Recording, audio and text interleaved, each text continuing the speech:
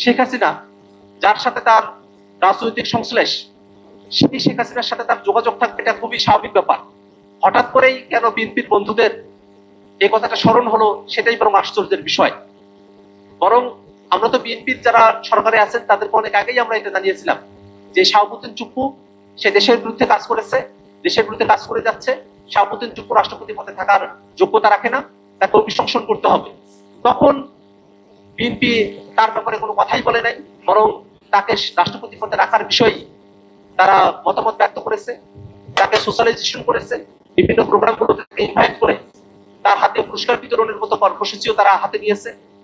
নানাভাবে তাকে সামাজিকভাবে প্রতিষ্ঠা করার এক ধরনের চেষ্টা বিএনপির মধ্যেও ছিল। বিএনপি হয়তো ভেবেছিল সংসদে গিয়ে বিএনপির লেখা বক্তৃতা তিনি দিয়েছেন, শেখ হাসিনাকে স্বৈরাচার বলেছেন, তাদের তারা তৃপ্তির যুগে তুলেছেন। কিন্তু বাস্তবতা হলো যে এই শাহাবুদ্দিন চুপ্পু যে মুখ দিয়ে তিনি শেখ হাসিনাকে স্বৈরাচার বলেছেন, এটা তার নিজের মুখের কথা, এটা তার মনের ভিতরের কথা ছিল না।